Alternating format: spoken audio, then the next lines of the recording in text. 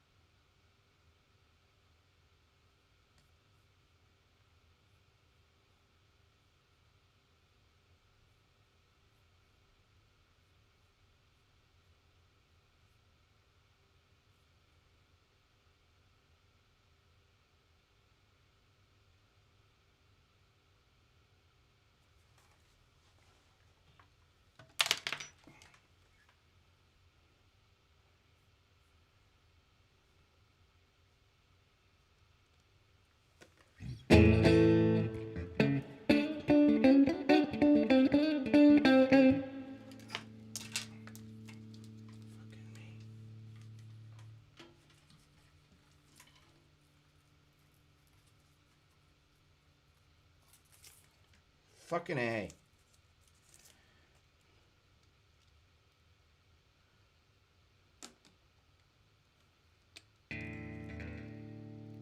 Testing.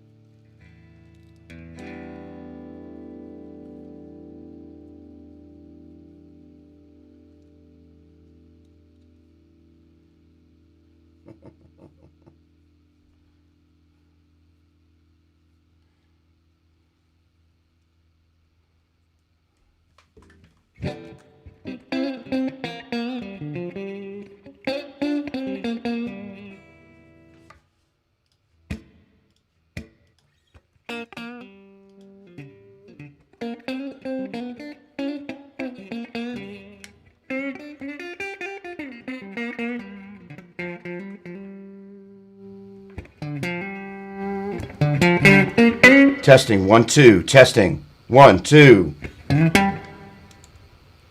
Testing. 1, 2. Testing. 1, 2. Testing. 1, 2. Testing.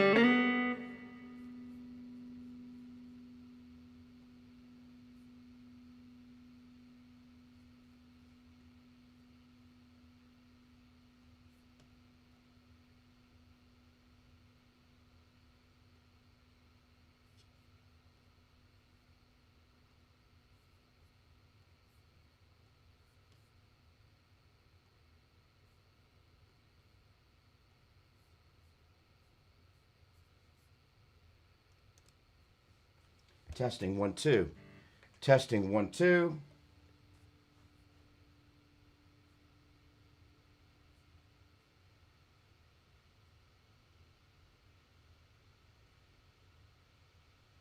Testing.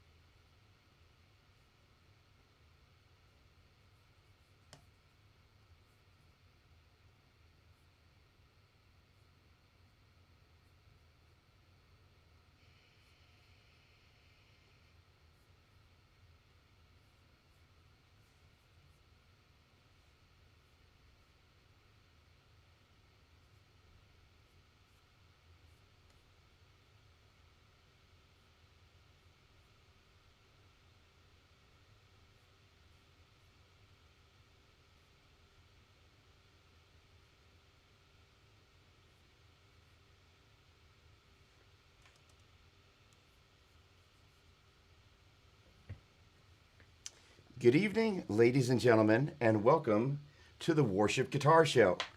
Super excited about tonight's episode, Music Theory for Worship Guitar Players. Now, this could be perceived as something that for some folks is a little intimidating, but I can assure you if you can count to 7, which I can, it's actually really straightforward, and it's one of the things that I'm most excited sharing about, kind of helping people get over any hurdles they've got, as well as kind of delving deeper into ways that you can use this to make the most of your musical experience, both as you're learning a song for church, potentially, listening to musical inspiration and figuring out how to bring that into your own wheelhouse, and in turn, being able to show that to other musicians. In a moment here, I'm going to head on over to chat because I am moderating myself tonight, which is kind of fun. And what I like to do is, in this type of a setting, if you will, take the temperature of the room, see where people are at, see what they understand, what they don't understand, what questions they might have. So if you would be so kind, in the chat, just kind of go, hey, on a scale of 1 to 10, this is where I think I am with music theory. So I'm going to be poking it in here. So let's take a look at what people have got to say. I'm looking for your feedback. First of all, this is awesome. Thanks so much for joining. And this is going to be a lot of fun. This is, again, one of my favorite subjects to teach on. Okay, there we go. Thank you, Andrew. Okay, and by the way, it's my pleasure to also introduce my cohort, Andrew Bonica, who hangs out in the interchats, keeping an eye on everything. So this is kind of how we roll, and it's a lot of fun. All right. Let's take a look and see what we've got in our comments. And nothing yet. All right, hello. I'm a 9. What about you? Everybody is feeling a little shy tonight, huh? Okay. All right, let's take a look over here on YouTube to see if we've got any comments over there yet. Andrew, thank you very much. Okay. Well, since nobody's jumped in on that yet, I would like to ask, where are you coming from? Part of the United States, part of the world, whatever it is.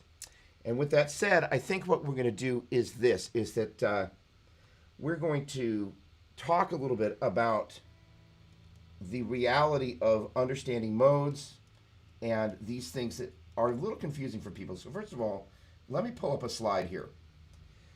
That right there, for some people, will demystify a number of the things that I think may have been plaguing you in your musical existence. As we take a look across the top there, besides the, if you take a look, it says G, A, B, C, D, E, F sharp, G, A, B, C, D, E, F sharp, so on and so forth. Except for the B, where there should have been a D on that top row, that represents the idea that the notes of the G major scale just keep replicating themselves over and over again. Then as you kind of move down below, you'll see that that concept continues over and over, with the exception of that first line. I still have that B instead of the D, but you're going to see it's G, A, B, C, D, E, F sharp. And that is what makes up the notes of the G major scale. If you start the G major scale off of its second note, the A note, A, B, C, D, E, F sharp, and G, that gives us the A Dorian mode. Started off the B note, B, C, D, E, F sharp, G, and A, B Phrygian, so on and so forth. That in and of itself, I think, does a lot to demystify one of the things that I think people really have a hard time with, is like, what are the modes? And the thing about that is that once you just kind of go, okay, we're just taking the G major scale, and we're starting off of each of its successive notes, and then that's what the modes are. It's just the G major scale, start off the G, start off the A, started off the B. Now, in the G major scale, G is the 1, and A is the 2, and B is the 3, and so on and so forth. So that is where this whole concept of something like a 3, 6, 2, 5 chord progression comes from. You're simply starting off the third note of the G major scale, which is going to be B, 6, which is going to be an E, 2, which is going to be the A, and the D, which is the 5 there. It's pretty darn straightforward. All right, let's see if anybody has chimed in with any feedback. There we go. Hey, Chris, what's going on, man? Aaron, good to see you. About a 7, intermediate. Thank you so much. Hello, Chris in Michigan there. From Kansas, probably about a 4 to 5. Scott, good to see you. Andrew, glad you're back, Chris. Aaron, okay. Washington, awesome. Good, excellent. Let's check in on Facebook and see what we've got here. Hey, what's going on, Chris? How are you, man? You're in Nashville. All right, great explanation of modes by the chart. Simplified so anyone, even a musician, can understand. All right, awesome, excellent, excellent. Thank you for the feedback. So let's see here. All right, let's get it so I can read all the comments. There we go. And, all right. Now, Curtis Smith, how are you? Good to see you. All right, let's do this. Awesome, excellent. No, that's not what we want to do. No, shush. So let's see here. There we go. I just wanted the chat. All right, let's take a look here. Back up in the comments here real quick. All right, excellent. All right, Schroeder, hey, what's going on? 6.5. I understand the premise of all music theory, but I don't feel qualified to apply it in many instances. That's going to change tonight. Bob, 5 or 6. We're going to raise that at least a couple of points. Excellent. Tacoma. All right. Thanks again, Patrick. Really appreciate it. Chris, it's one of my favorite topics. Okay. Schroeder. Okay. Let me just jump in. So a mode is really a set scale. And this is the question, or just more of what notes you emphasize in the same scale. We're going to zoom out for a second. We are going to think about the G major scale. And let me just take a look at one thing. Okay, if I were to take the G major scale, and I can just go and play it like that. But I can also go, and by the way, that's G, A, B, C, D, E, F sharp, and G. And if you look closely at the DNA that connects the notes, 2 frets from the G to the A, which means it's a whole step. 2 frets from the A to the B, which means it's a whole step. 1 fret from the B to the C, which means it's a half step. 2 frets up to D, which makes it a whole step. 2 frets up to E, which makes that a whole step. 2 frets up to F sharp, which makes that a whole step. And 1 fret up there to G. Now, why does that matter? If we zoom out, we can think of the major scale as 2 wholes and a half and 3 wholes and a half. Why that matters is that is the replicated DNA no matter what key you're in. So that means if instead of being in the key of G, I want to take it to the key of F or the key of A, I just take that same pattern and move it around. Now, to answer your question, if I were, instead of starting off that first note, G, which instead of going, playing it like that, I can play it across the neck. I can start off the A note, or the B note, or the C note, or the D note, or the E note, or the F sharp note, or the G note. That is how I've separated the notes of the G major scale into the modes. Now, I'm going to answer a bunch of people's questions simultaneously. Maybe even the question you didn't know to ask. What makes a mode, right? Okay, I get it. Okay, I can see that I started the G major scale off the different notes. But if I'm kind of doing something that has the tonality of the G major scale,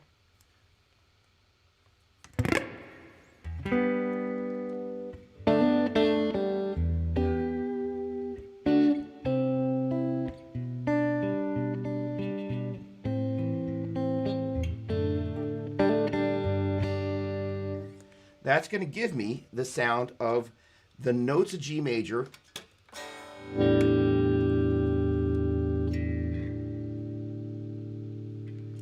there we go. That's going to give me the notes of the G major scale wrapped around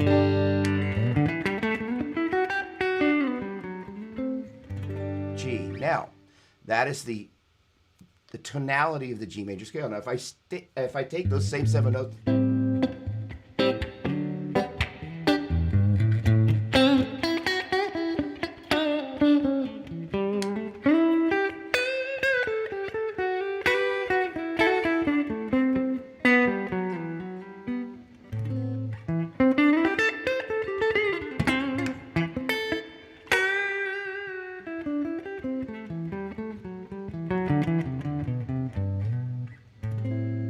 same 7 notes, but now focused around the tonal center of A, which gives us the A Dorian mode. Let me go back to my graphic here for a quick second, and there we go. All right, so the A Dorian mode is A, B, C, D, E, F sharp, G, and then just repeat. Same 7 notes as G major.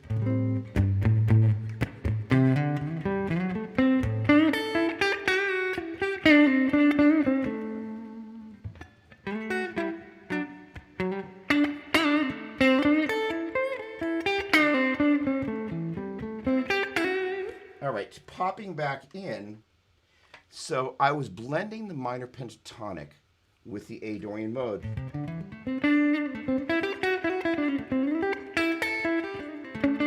Because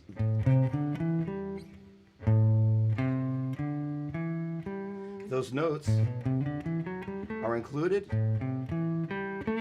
in the Dorian mode. Now, if we move up to the 3rd note of the G major scale, that's going to be B.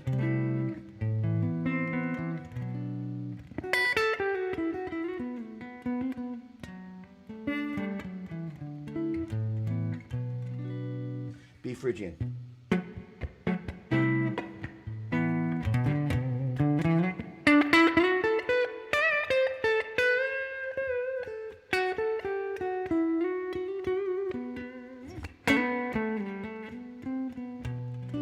C Lydian.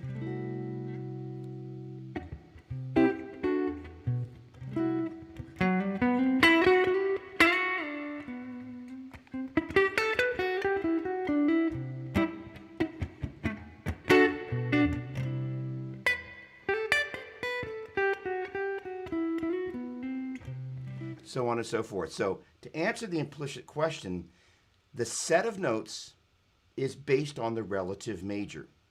That's kind of the starting place. That sequence of 2 whole steps and a half step, 3 whole steps and a half step is, if you will, the one.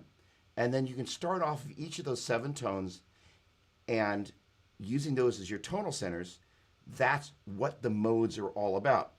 Now, we're going to hit the pause button for 1 second.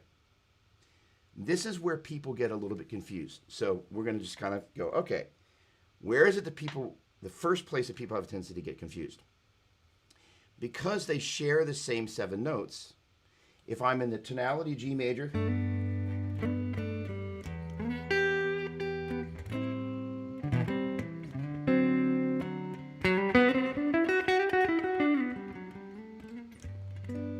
I can use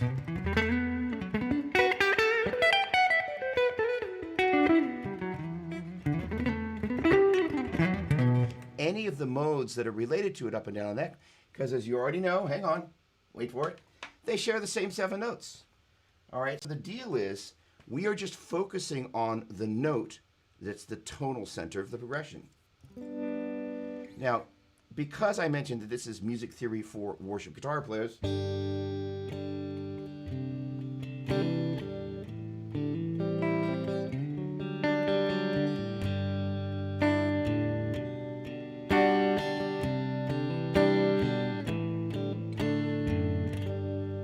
most of what we do is just based around the 1, the major scale.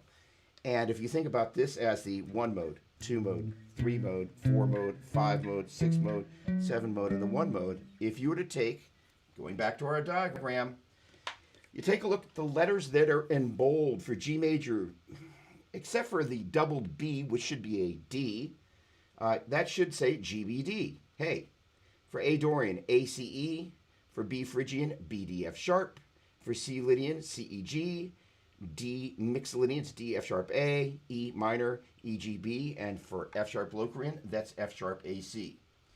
What that is actually telling you is if you were to take the first, third, and fifth tones of each of those modes and then combine them as chords, because chords are simply bits and pieces of a scale played at the same time. First of all, 1, that's where chords come from. And 2, then you end up with this order of chords. Guess what? 2 whole steps and a half, 3 whole steps and a half, that now outline the way, if you take the first,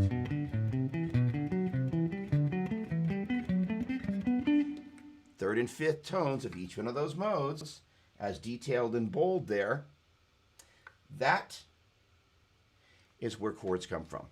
And collectively, those are major, minor, minor, major, major, minor, diminished, major. And if you think of them as 1, 2, 3, 4, 5, 6, 7, and 1, 3, 6, 2, 5, 1. And since that note's G, I can also play it down there. 1, 2, 3, 4, 5, 6, 7, 1. And the thing is, so I'm going to play a 1, 6, 3, 4. So in other words, I'm going to go 1, 6. That is to say 1, 2, 3, 4, 5, 6, 3, 4, 1.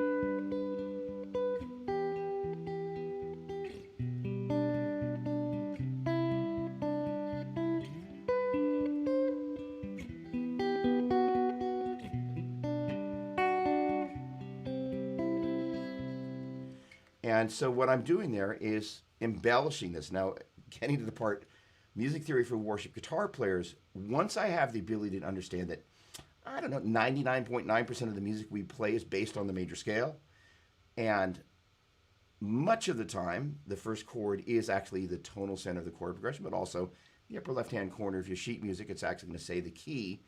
Then what you're able to do is go, okay, well, that's the 1. So if we follow that 2 holes and a half, 3 holes and a half business, then we're able to just kind of map them out. And after a while, you really get used to going 1, hold the 2, hold the 3, half to 4, hold the 5, hold the 6, hold the 7, half to 1. Doesn't matter what key you're in, it makes it really easy to do that. So I just go in, all right, G is my 1, playing it there, 1, half to the 7, hold the 6, hold to the 5, hold to the 4, half to 3, half to the 4, 1, 6, 3, 4. So the thing is that when we're doing worship, there's like, I don't know, like 20 or 30 guitar parts that are on the multi-tracks that we're supposed to somehow play them all at the same time, which of course is completely impossible. And not only that, sometimes it's utterly impossible to have our band sound like the multi-tracks team that originally recorded it.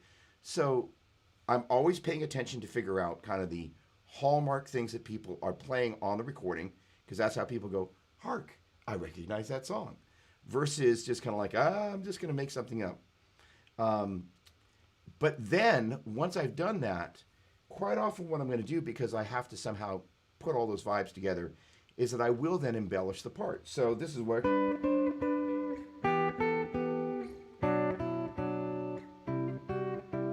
knowing where those adjacent notes are. And guess what? We're in the key of G major, so it means if I know E, F sharp, G, A, B, C, D, E, A, B, C, D, E, F sharp, G, A, D, E, F sharp, G, A, B, C, D, G, A, B, C, D, E, F sharp, G, B, C, D, E, F sharp, G, A, B, E, F sharp, G, A, B, C, D, E. And I can go, okay, well, there's my one chord, and that is a B right there. So I'm going to go B, A, C, B. And that guy right there is a G, F sharp, A, G. All right, this one's a little tricky.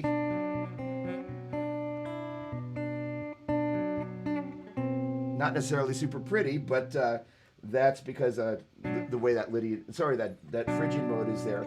So that's basically I'm going D, C, E, D, and then E, D, F sharp, D. And so every so often you'll find a spot like, that didn't sound as bad there. So then all of a sudden,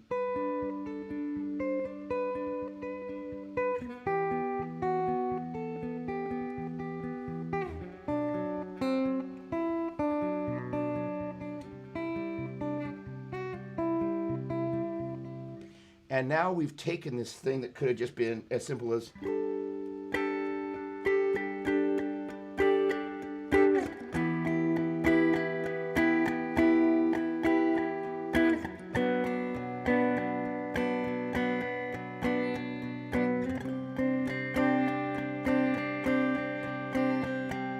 which actually sounds pretty nice on its own. But now, imagine this is the intro.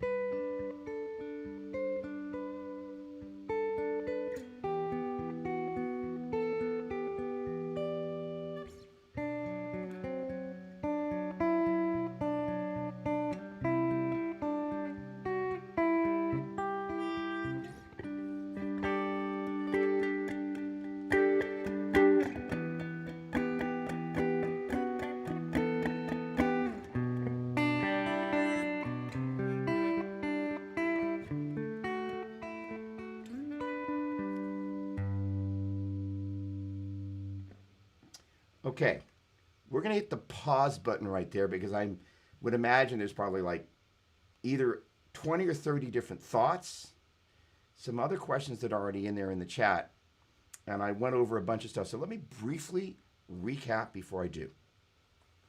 We were at this slide. The notes on the top there should read G, A, B, C, D, E, F sharp, G, A, B, C, D, E, F sharp. They repeat.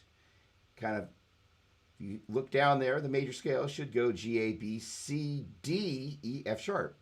The A Dorian mode should go A, B, C, D, E, F sharp, G, so on and so forth. So we're just building off of each successive note of the major scale. And if we do that, that's the first 5 notes of major. And I play the first, third, and fifth notes. And those are the first 5 notes of Dorian. And I take the first, third, and fifth. And I take that same concept. That's where the notes that get combined in those chords come from. And by the way, if you're wondering, like, okay, well, that's cool. Where does that chord come from? Well, guess what?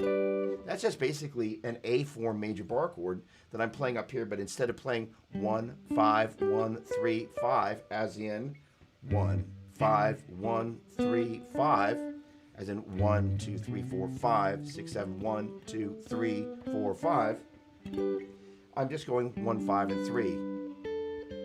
And because I know those notes, and it's a good idea to have command of the notes such that after a while it's G, B, D, A, C, E, B, D, F sharp, C, E, G, D, F sharp, A, E, G, B, F sharp, A, C, G, B, D, you know those triad note groups. So the thing is, I'm kind of like, all right, this is G, B, D. There's my B note, because I'm basically voicing this instead of going 1, 3, 5. I'm technically going 1, 5, 3. Backing up a step. Notes of the G major scale are G, A, B, C, D, E, F sharp, and G. G, B, and D are the 1, 3, and 5. If I take that 3, which is a B, and I move it up an octave, that's where this chord came from.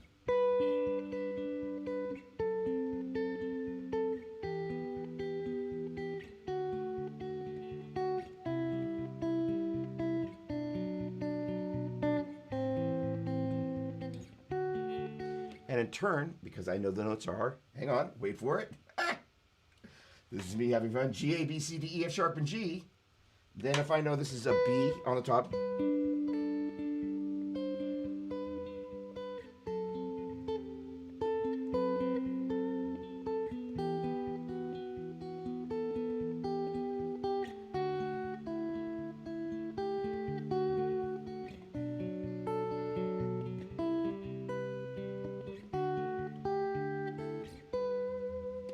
then you start playing with them. And honestly, how I'm using the instrument at that point is like a piano accompaniment.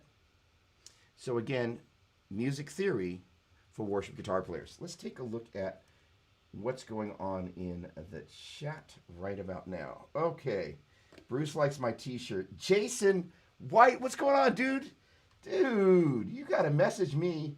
Okay, Curtis, thanks again. All right,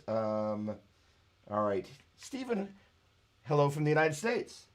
Hello from Thailand. Jakrapong? Hi, how about that? David, how are you, man? Okay, thanks, Andrew. There we go, replying to Schroeder. Okay, Roger Jimish, how are you? Good evening. Amos, hello. Eric Martin, what's going on, dude? Long time no see. Okay, so let's see here. Is the chat refreshing on Facebook? Probably not. All right, now let's take a look over on YouTube and see what's going on. Okay, there we go. And all right, there we go. Come on. Let's take a look over on and I love the way when you enlarge it, it just automatically brings up that computer. Hang on, mute master audio. That will solve that problem. Okay. All right. Belinda, hey, Ohio, there we go. Okay. So Andrew, why don't you do me this favor? Why don't you shoot me over some messages, and I'm going to grab them on text here. I think that's what we're going to do. And so on and so forth. But I've kind of gone through here and surveyed things. But I'm sure some folks have got some questions about what we went over already. There we go. Looks like. Okay. Okay. Chris Moore. Okay. Been playing basic chords for 20 years. All right. Chris Moore. So you've been playing basic chords for 20 years. So this is kind of speaking to pretty much everybody that's listening. Here's the deal. We get a chord chart. Key of G, G major, C major, and D major are the 1, 4, and 5. So then what the idea is, if you can, I make this analogy with my students all the time. If you could think of this as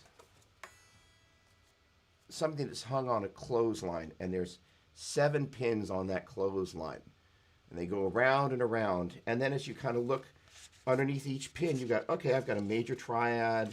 I can play at the one that is, I got a major triad. I can play a bar chord. I can play a major 6. I can play a major 7. I can play a major 13. I can play a major add 9. After a while, you begin to kind of go, okay, I can play this. I can play this. I can play this. I can play this right here. I can play this. I can play this. I can play this. I can play this. I can play that. And all of a sudden, you begin to have these layers of things that you can do. And obviously why this is valuable is that then as you're playing over a particular piece, again, like a...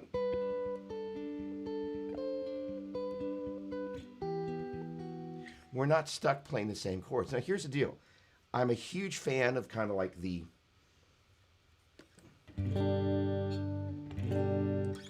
tuner. Um, do not play out of tune. This thing needs a quick tune, and I'll need to grab that off of an instrument in just a moment. But I'm a big fan of the larger, kind of more obvious chords. Where they're great is when somebody's playing something a little bit further up the neck, like I was playing there, and you're just able to kind of add that basis further down the neck, and it just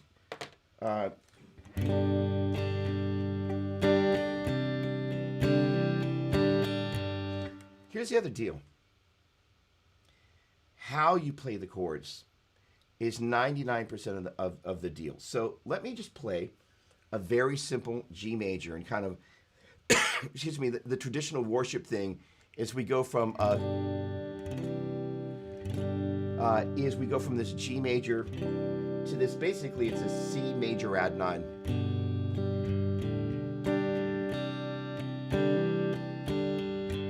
I'm always on the lookout for some sort of a little embellishment. Most of the time I've kind of road tested them, not always, and everybody hits some wrong notes from time to time, but God's pretty forgiving. So the neat thing is, generally speaking, if there's a note that is the second lowest fingered note in the chord,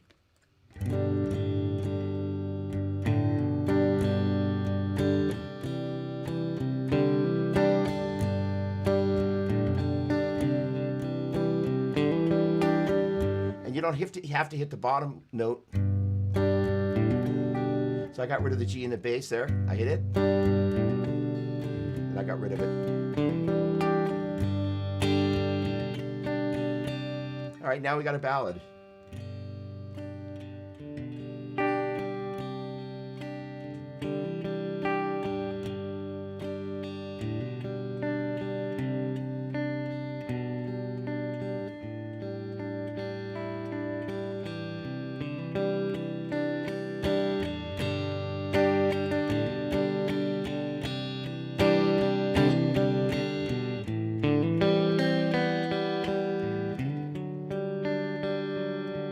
Now, that chord is kind of like my front doormat. It's worn out to death, but I just can't stop playing it.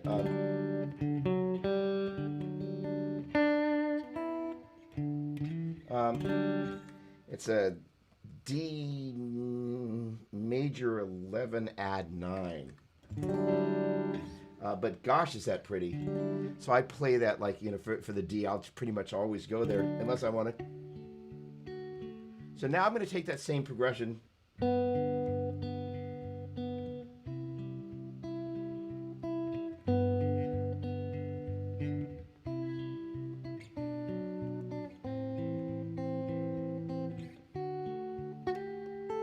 So I use those triad shapes over and over, and all I'm doing, it's this chord, but like minus all the, because honestly, that's not a super great sounding chord.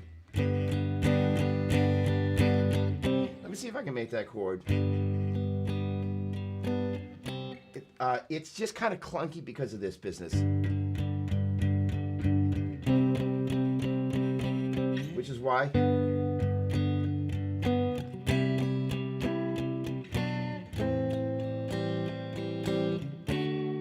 I'm out of tune again. And I'm also, one of the things you got to watch out for is pushing a little too hard on the frets, which can happen, especially if you're doing some vibrato. And it just basically, what you're doing is in the same way you can bend a note this way by pushing the string against the length of the fret. You can do the same thing by pushing it into the guitar neck. So it's why you got to be really conscious of not using too much finger pressure. Also, I will encourage you guys, if you by chance don't necessarily believe me, the one chord that pretty much everybody plays out of tune, whether they know it or not, and I hate to say it, you're going to blame me now because you're going to be like, oh, the fun's been ruined. Play an open position C major and take a look at the note at the first fret on the second string. That's a C, by the way. What ends up happening is, one, because of the height of the nut and the distance between the nut and the first fret, much of the time that note always plays sharp anyway, because you kind of got this thing going on where the rest of the string kind of goes more like this, you've got kind of this thing that happens. So by the time you fret it down at the first fret, it's a little bit further to bring that string down into the fret than it is kind of proportionately to get to those other ones. But the point being is the thing that people do is that they kind of make contact with that first finger, and as they put pressure down with the second and the third, they keep putting pressure down with that first finger. Check it out with your tune and you'll be like, oh snap. And then after a while you'll hear it. And so I'm very sensitive of like, oh, R, especially when you start, instead of playing the whole chord, start playing the little pieces of it, which is where the magic comes. You're going to go, that's out of tune. And the other thing that people do is they hang on the chords. And the other thing is that they will take the fingers and they will go like this and pull down as they fret the note. That is to say, they're fretting like that, as opposed to like that. Huge, huge, huge deal. All right, I do little embellishments already like that, just by feel. Couldn't tell you what they're called though. Okay, good, good, good, good. All right, excellent. All right, getting a little bit of feedback here. Hello, Ralph. How are you? Good to see you. Keith Cassette. Wow, awesome. Wes Leroy. Good to see you. Awesome, awesome. Responded. Okay, nothing really new. All right, good question. It's both, but okay, flavor. All right, so let's continue on from where we were. So we were talking about this idea of using these kind of displaced triads and then adding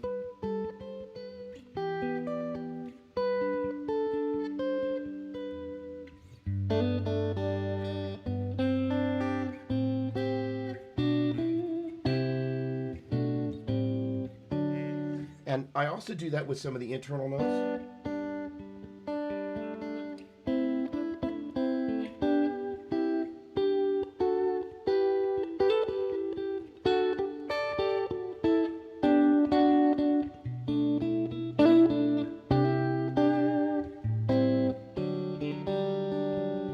Getting back to the churchy version of that,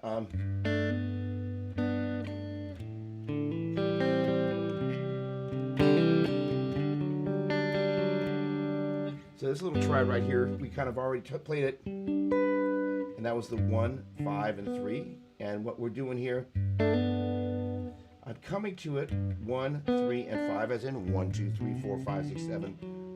1, 2, 3, 4, 5. I'm going 1, 3, 5, but I'm coming into the 3 from below. The 3 is going to be a B, and I'm coming into it from the A. You can do that.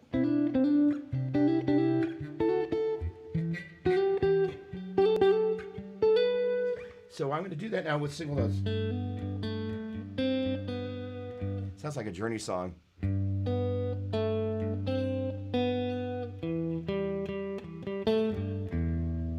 I might get a strike. I'll stop. Now, one of the other things that's really cool is start below, above, and then hit the middle. So I'm basically going. So if you went up the G major scale.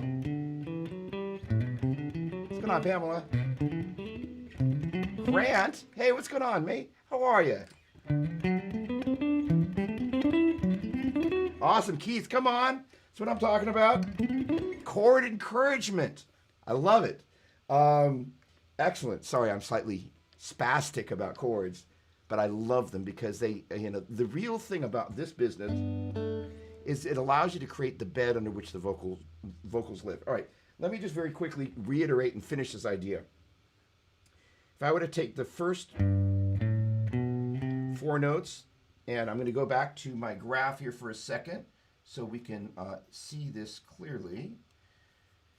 All right, there we go. So if I were to take the first, second, third, and fourth notes of each of these modes, G, A, B, C, A, B, C, D, B, C, D, E, so on and so forth, and then I would kind of think about them like,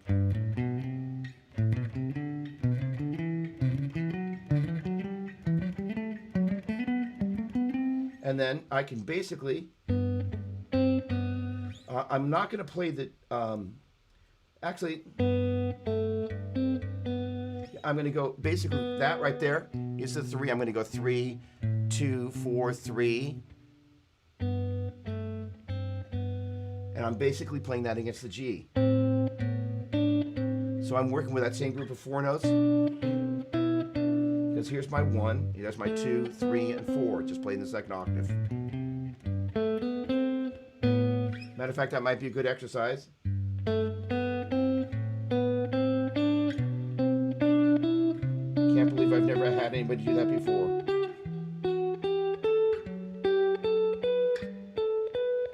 And all I'm doing there basically is going A, B, C, B, C, D, C, D, E, D, E, F sharp, E, F sharp, G, F sharp, G, A, B, C. Now here's the thing, is first of all, a lot of people capo.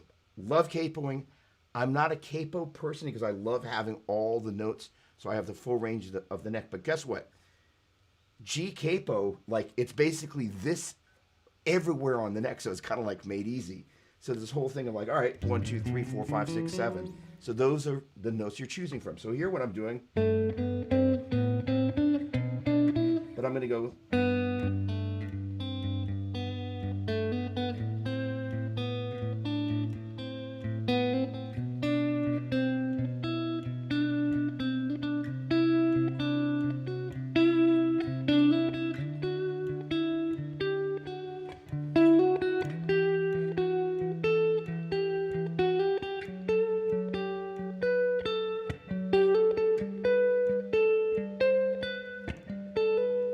Now I'm going to basically go back to my 1, 6, 3, 4.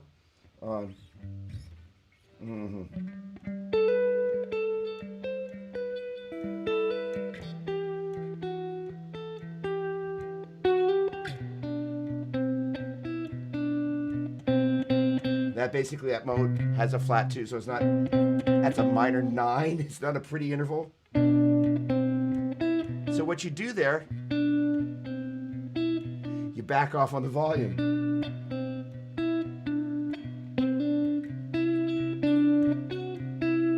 So now what I'm going to do is I'm just going to change it around.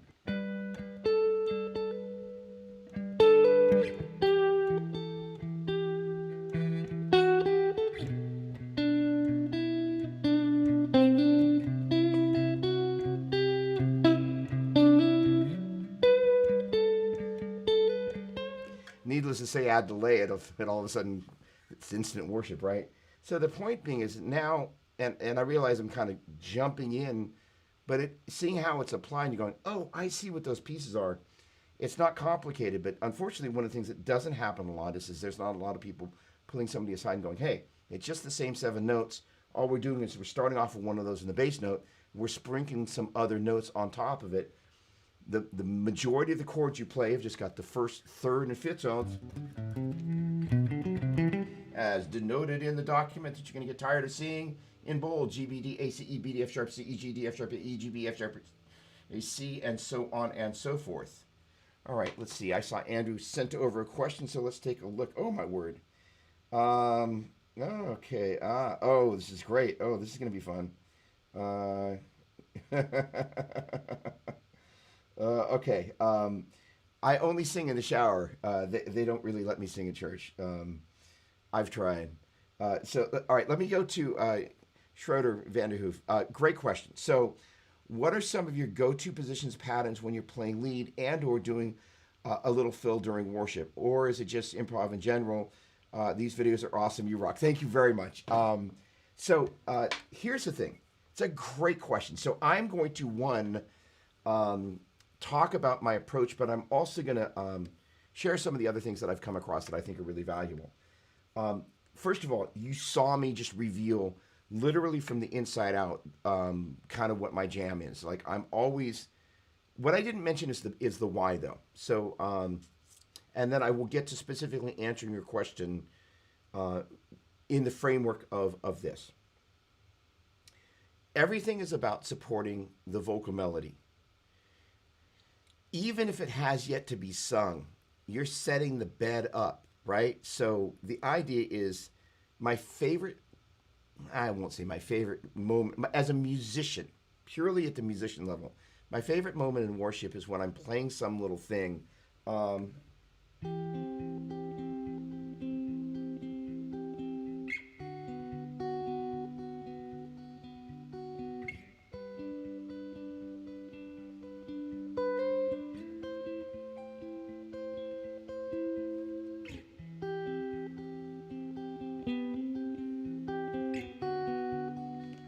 Now, the chord progression may have just been.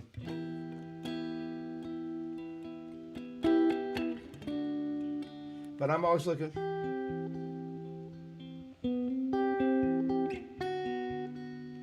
All right, now I have to give up the source. That's totally Saving My Heart by Sting. I like every chance I get to go, whoa, Ninja Thief in Worship, I'm all over it. But the point being is that little movement. I need to do a little bit of a reveal there. So in the same way, I was moving the 3 around.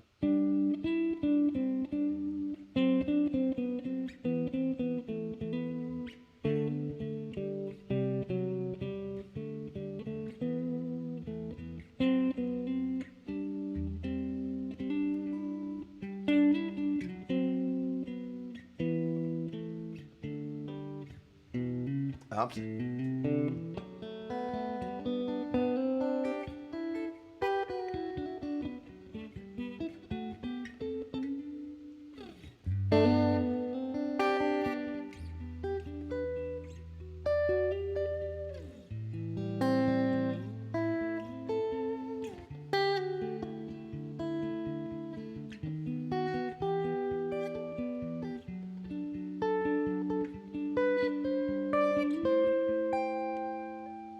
Okay.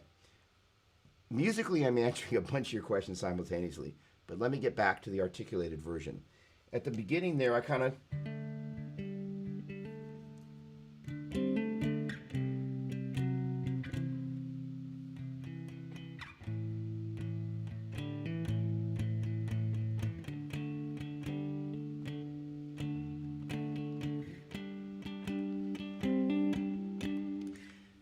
There is so much mileage. Now, a minute ago, I talked about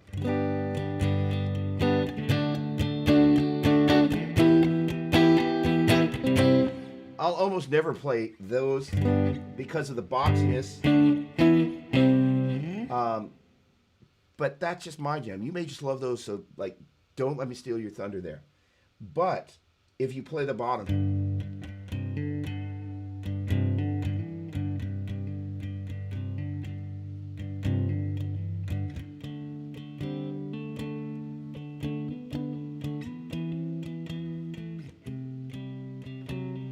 and the other thing that I did,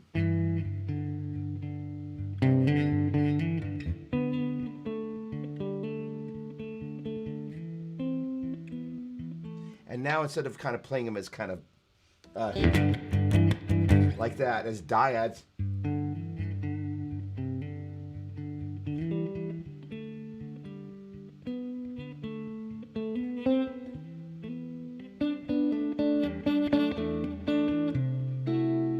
now, soloing. Can't tell anybody. When I'm playing rhythm, I'm soloing the entire time. I'm going to come back to the vocalist thing in a moment. But basically, watch. Just kind of watch.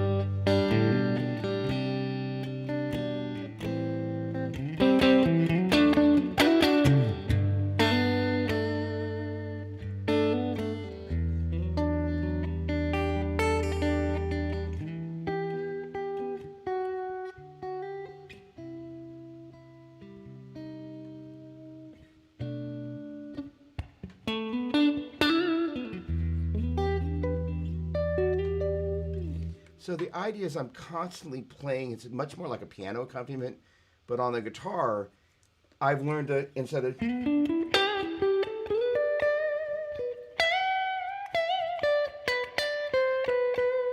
I'm playing that...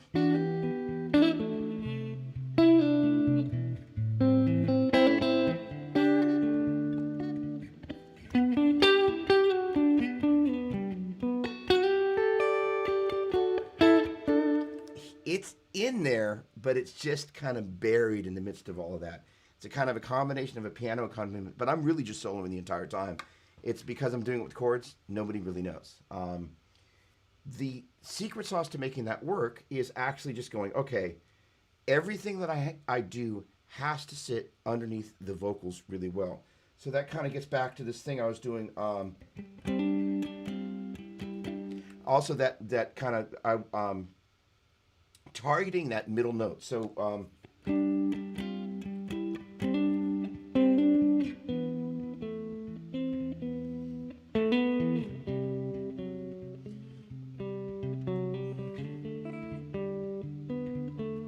now I'm very purposely going. I'm basically going.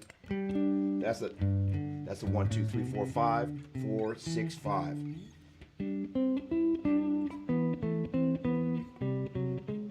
Sorry.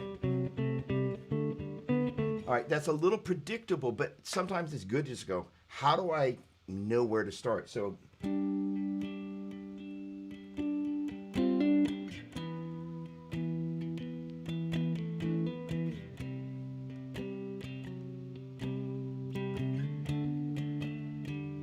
you heard me kind of.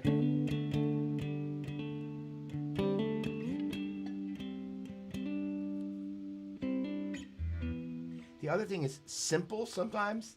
People really grossly underestimate. Let me play the smallest thing, take that breath, and then.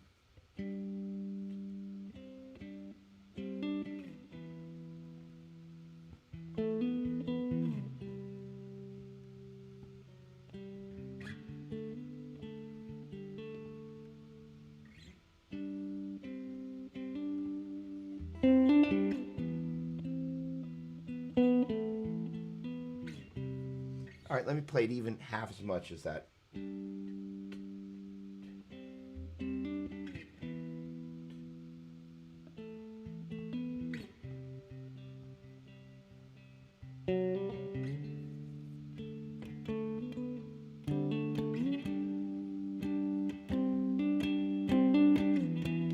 I left myself room to bring it up. If I come in, I like that, but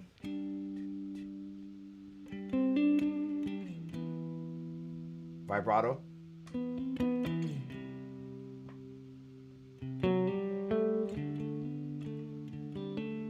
And again, that thing we've been doing, where the neighbor knows. All right, so the deal is, I use the entire neck.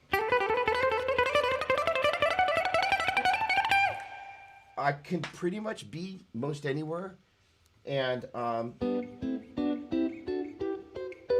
I've gotten to the point where I'm pretty comfortable with the keys. That said, if you're in the key of G major,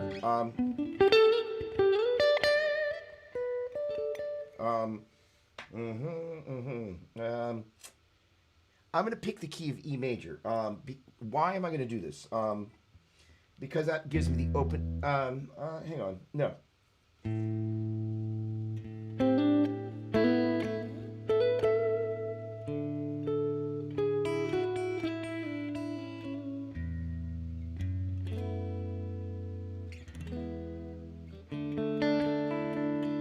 I'm going to pick A major.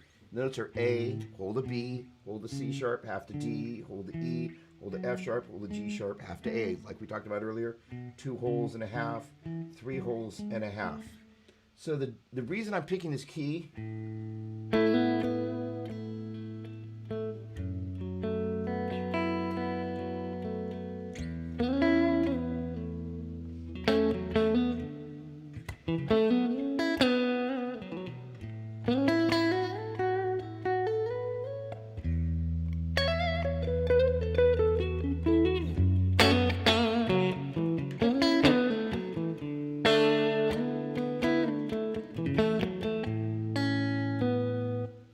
you know, I was going to go. All right, the Journey fans out there got that. But the point being is that I'm setting up these bass notes that allow me to play the F sharp minor pentatonic. So I'm going to go a little bit up, but hopefully not too crazy. So the deal is, if you look at the formula, All right, we're going to go way deep, but not that deep. So, all right, here's the deal. Let's go back to the slide for a minute. So we're taking a look at our G, A, B, C, D, E, F sharp, and G, our A, B, C, D, E, F sharp, and G, B, C, D, E, F sharp, G, A, so on and so forth. Imagine if instead of going A, B, C, D, E, F sharp, G, and A, I play that. And instead of going and so I play them all at a common root. That's called the pitch axis. And it's important for a number of reasons. Where it has its basis harmonically and why it's so important is it gives you the ability to compare everything to the major scale. So that is to say, if you think about it, major 2, 3, 4, 5, 6, 7, Dorian 2, the third note of the major scale is there, the third note of the Dorian's there. So it's Dorian 2, flat 3, 4, 5, 6, flat 7, 1, Phrygian, flat 2, flat 3, 4, 5, flat 6, flat 7, 1, Lydian 2, 3, sharp 4, fourth note of the major scale is there. Fourth note of the Lydian mode is there. Lydian 2, 3, sharp 4, 5, 6, 7, 1, mix the 2, 3, 4, 5, 6, flat 7, 1, minor 2, flat 2, 4, 5, flat 6, flat 7, 1, lower flat 2, flat 2, 4, flat 5, flat 6, flat 7, 1. So I know those inside and out. So that's where this kind of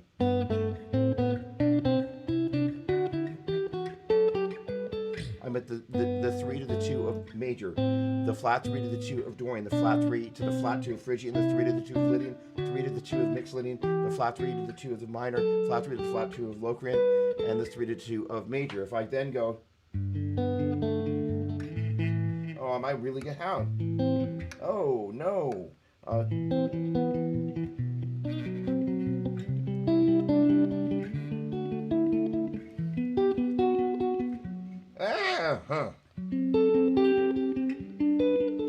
So I added the fifth. Locrian's got a flat 5.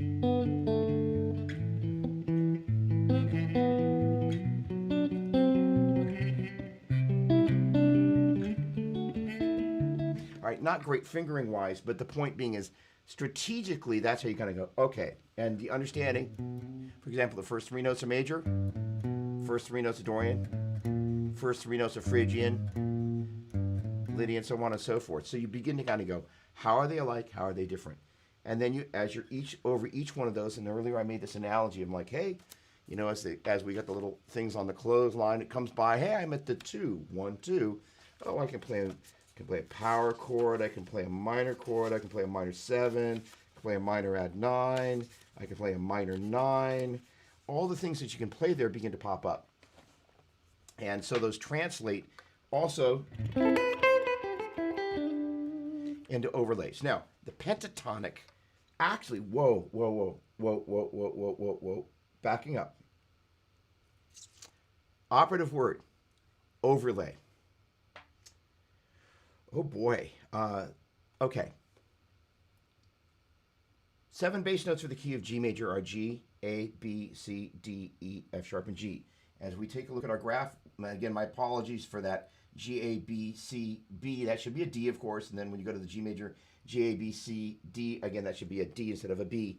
But if you think about all those notes starting off of G, which is where you play the major mode, off of A, Dorian, B, Phrygian, so on and so forth, those are things that can be combined to be played as melodic lines. So you have all 7 of those notes available, but they can also be played at the same time to create chords or some kind of combination of the two. So if you think about the bass note, then you overlay different types of things. Now, as it turns out, if I were to take a look at the formula of the A Dorian mode, or the B Phrygian mode, or the E minor scale, the minor pentatonic fits over all of them. So let's say I'm going to be in the key of A Dorian.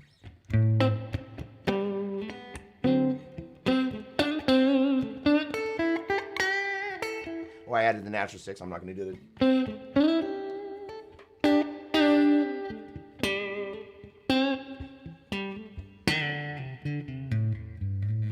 All right, that's the minor pentatonic over Dorian.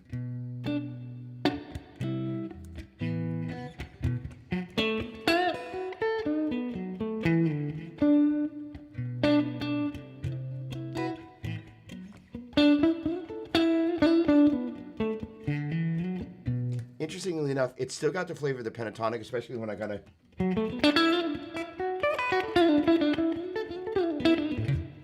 But I'm basically overlaying over because this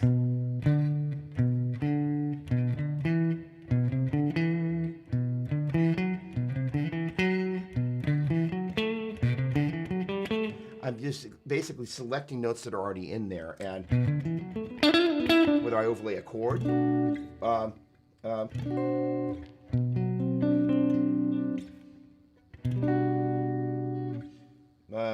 you get the point.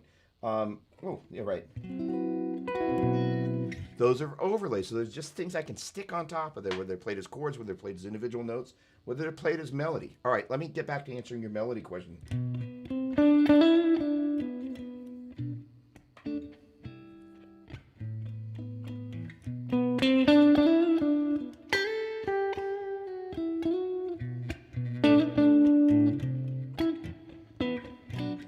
Okay, so the idea is that there are times that I will just overlay the pentatonic over the root of the tonal center for minor type keys. I didn't hit E minor yet.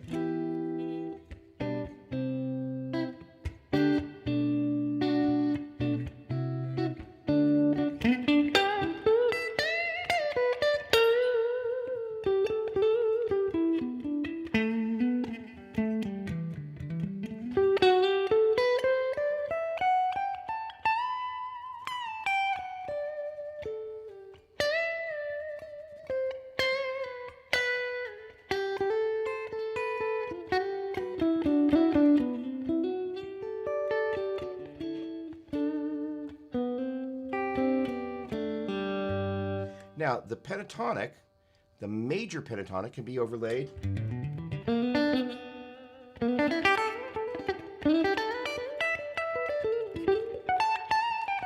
Oh, I hit a 7.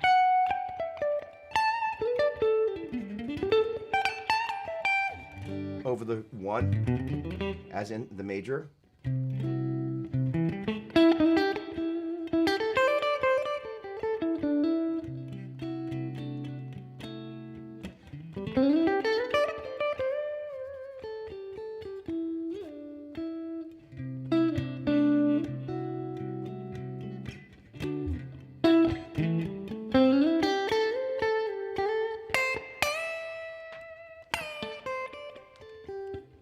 Also the 5.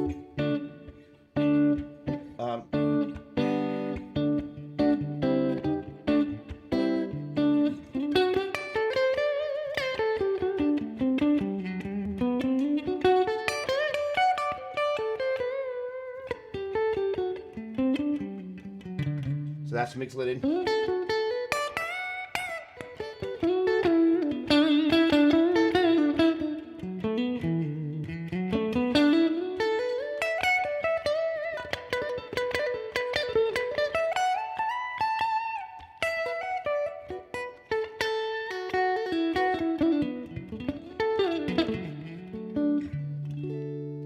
Really pretty sound. So the major pentatonic, it's basically, if I were to look at the G major scale, it's taking the 1, 2, 3, 5, and 6 tones.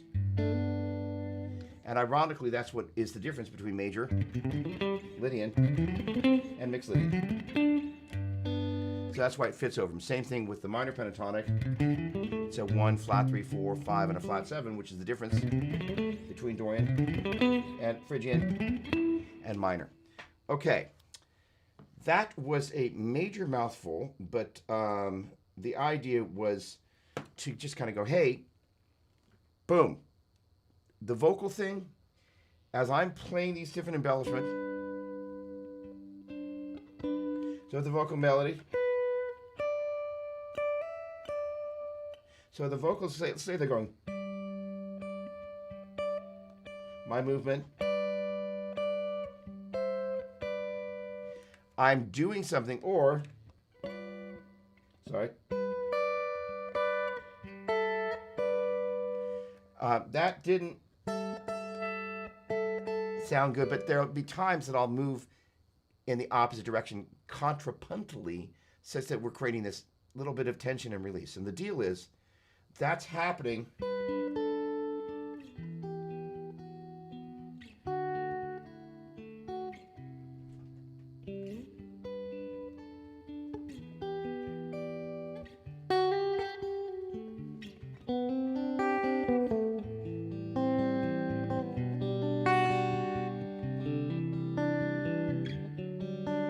Frozen screen.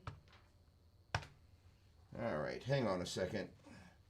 Let's fix this frozen screen. Hang on a second. You guys have my audio. Let's see if we can fix this frozen screen business. No? Okay, hang on just 1 second. Let me make sure I'm not going to do something I'm going to regret. I don't think I'm going to regret this at all. I'm upstream. Let's fix this. Yes, we can rebuild him. The $6 million video camera. All right, there we go. There's always something. You guys can hear me good. And is that guy back? Let's take a look. Frozen stream. Okay, plan B. Give me just 1 moment. Video capture device. Come on.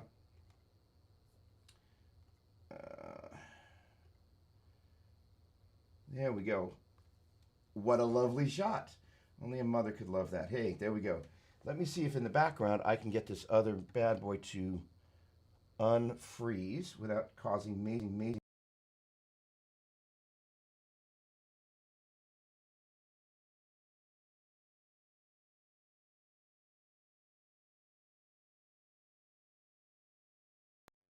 I am opening up.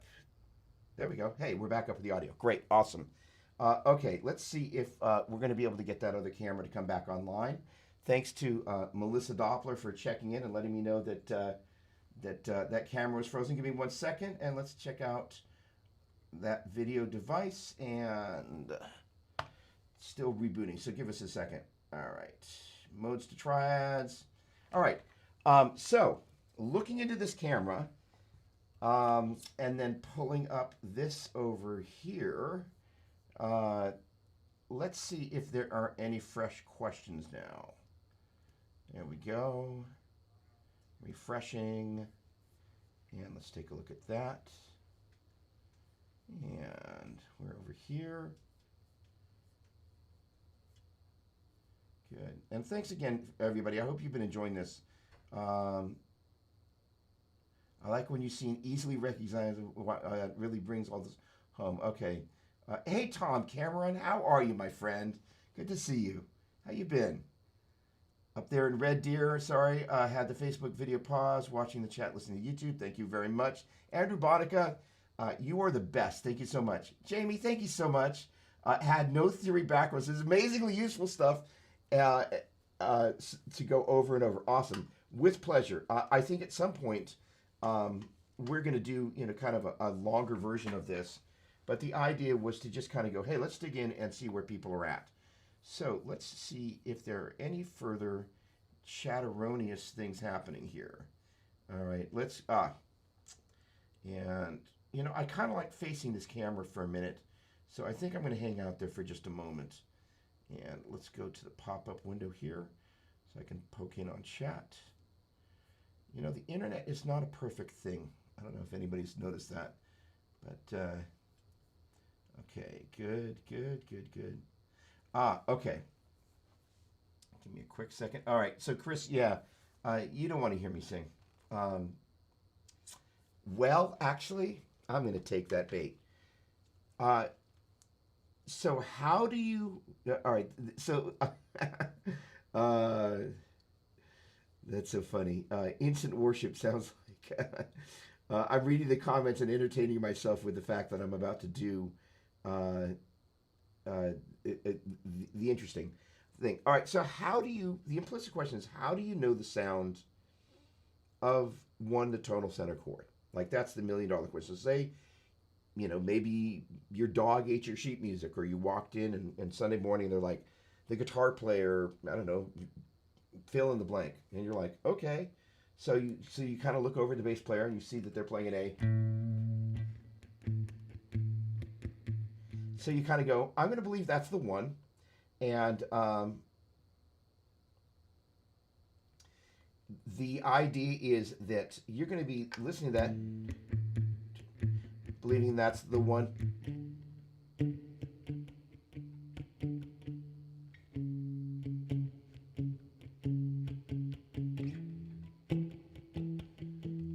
And so far, if I know the sound of the major scale,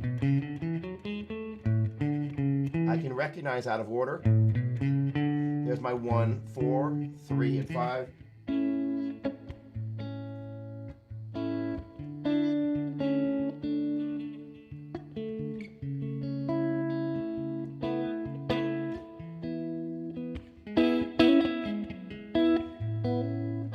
And there's, dare I say, instant worship, in that there's a certain style.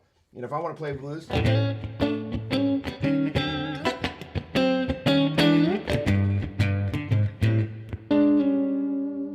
certain things I'm going to do to embellish that style, chordally speaking. So with worship,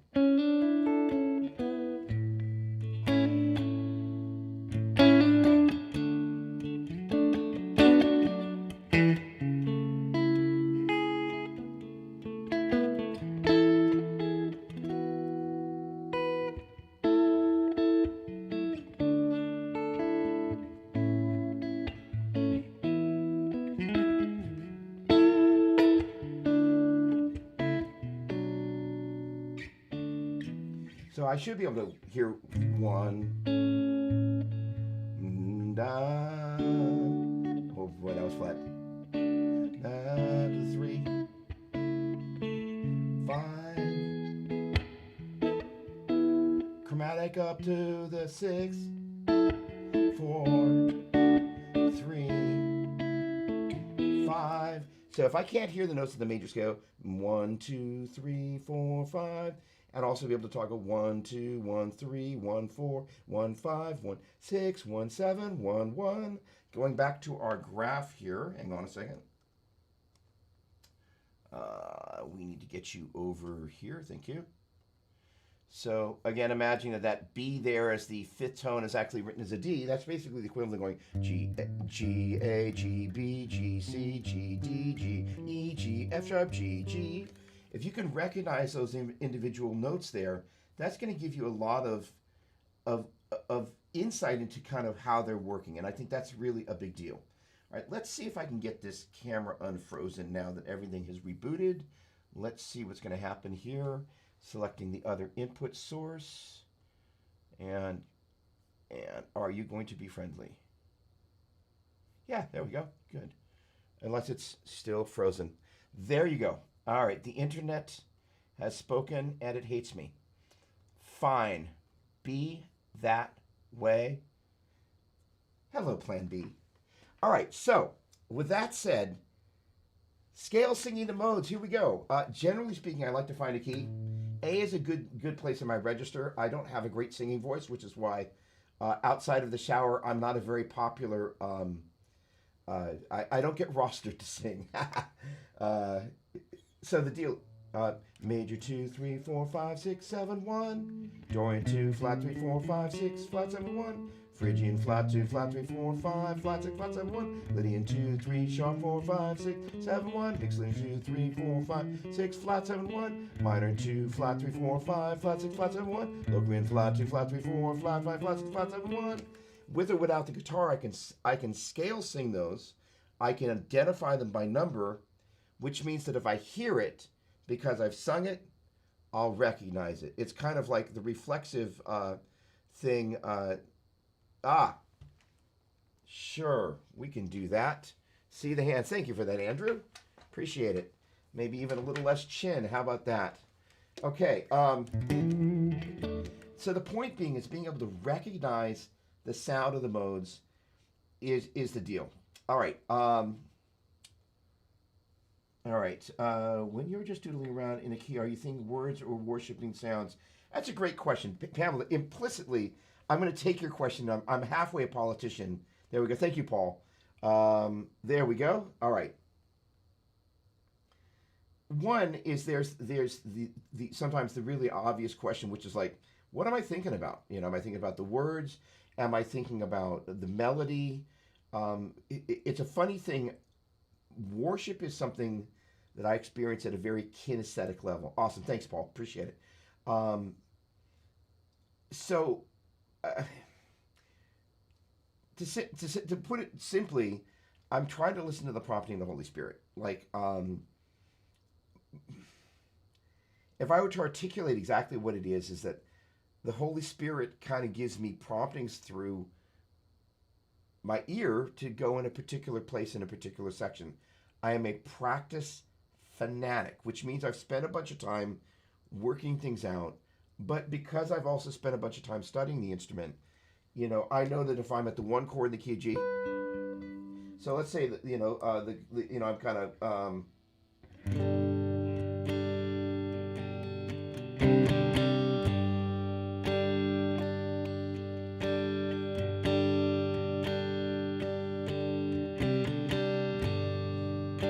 so.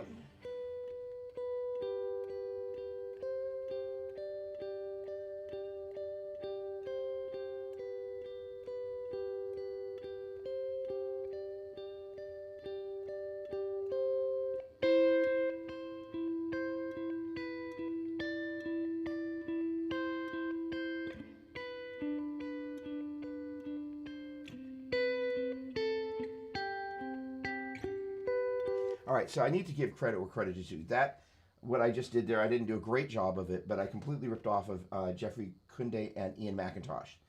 So they'll take a little melody.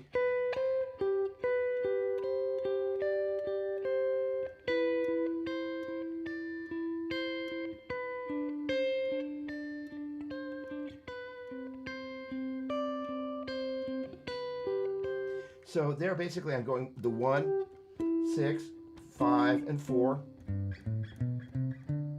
as in 1, 6, 5, 4, and there's my 1 in the bass.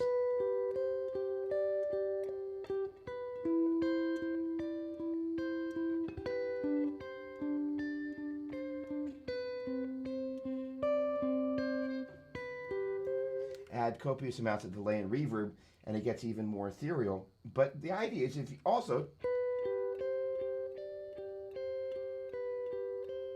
if you doesn't sound good. That doesn't mean that there aren't times that you dig in with the right tone, but you got to play for the setup. The other thing that I'm doing is I'm playing the melody note before I set up the bass note, which is really cool.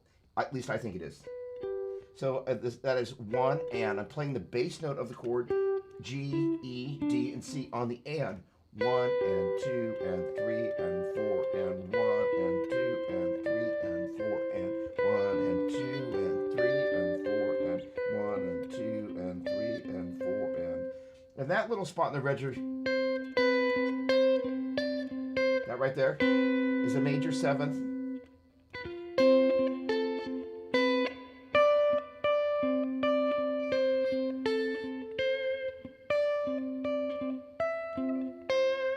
I might change the melody there just a little bit, but the point being is that's a great place to just kind of take something that's blatantly one of the things that they teach in their course materials, and I absolutely love that. It honestly, it's one of the most valuable things that I've ever learned, and it's a Jesus culture, guys. So I think they know a thing or two about worship. All right, okay, let's see here. Taste and dynamics, yeah. Imagine that. Holy cow! But here's the thing. Taste and dynamics, until let's use sushi as a silly example. I think everybody starts out like, all right, I'll try a California roll. Very daring. Seaweed? You kind of go, oh, this isn't bad. It's like, then there's a slow progression towards eating these things from the sea that in the first, sampling, most people wouldn't go, oh, let me try some sea urchin. Sure. Let me try some live clam. It's like, the point being is it's a process. And yes, I totally, here's the thing, is that one of the reasons I'm so passionate about doing these things is that there is traditionally, for lots of good reasons, and sometimes some not so good reasons, churches don't have the time because they're busy doing church to sit there with worship musicians and go, hey, let's talk about dynamics. let's explain, you know, at the top of your chart there, we're actually going to go through here and we're going to mark the entire section of the song, whether it's like, like CH1, PC for pre-chorus, BR for bridge, whatever notation is you do, and then write a number from 1 to 10 indicating the dynamic level. 10 being the loudest, such that everybody kind of goes, oh, we're going to be on the same page dynamically. A lot of churches don't have the time, in this particular moment, the location, and sometimes the oxygen to do that in. And so, musicians, and I'm not actually not, Robbie, I'm not actually thrashing you for this, because honestly, I totally agree with you. The challenge that we've got is that if you don't know dynamics and taste, it's not something that everybody just gets naturally. And that's one of the neat things about these types of sessions. We get a chance to talk about it and go, well, what does dynamics and taste look like? It's that.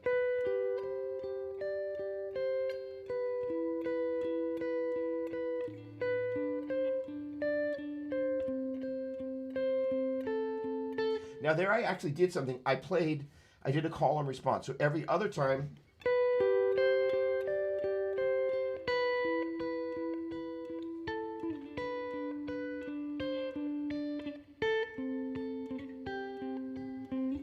and that allowed me to find some other notes to make that guy go. So the thing is that I'm constantly doing one of two things, and this gets back to your really good comment, Robbie. So again, let me be really clear. I'm not giving you a hard time about it.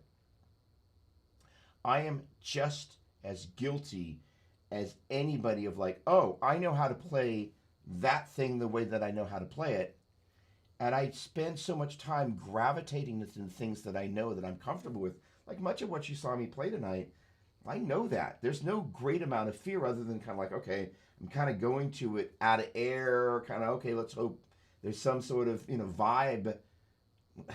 Excuse me, let's hope that there's some sort of anointing where something happens that I can grab a hold of. Sorry, I didn't finish actually answering your question, Pamela. I'm constantly trying to listen for the prompting of the Holy Spirit of where to go.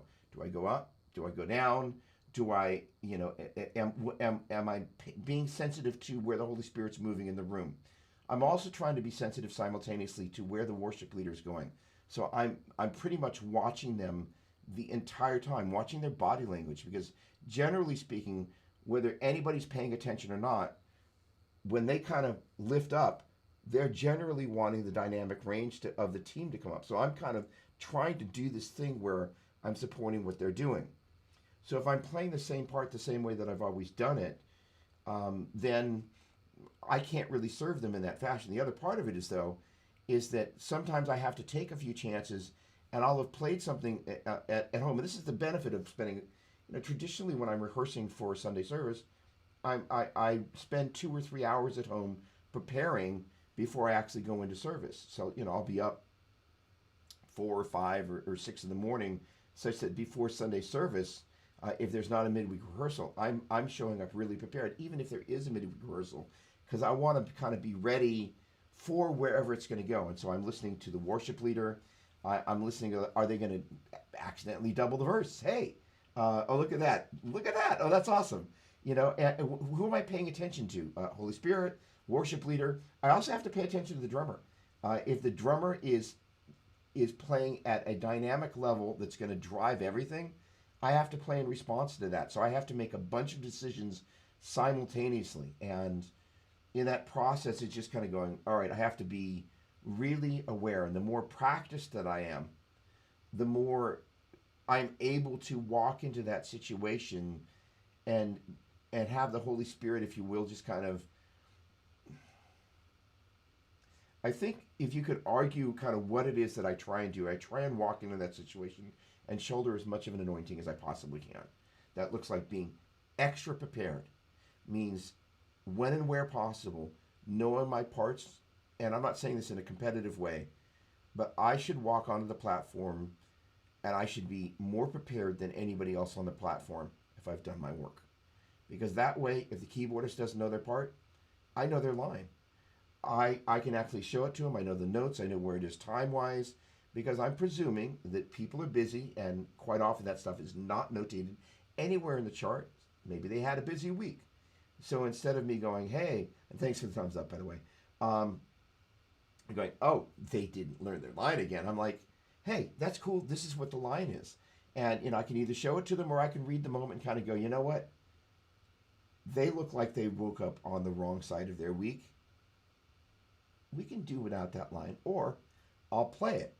And, so the neat thing is like, I'm ready to go, and I want to be the shoulders in which the entire worship team, if necessary, can stand upon. And so the great thing about that is that has served me over and over and over again. And so the thing that I made, I guess we're not on music theory at the moment, but we'll come back to that.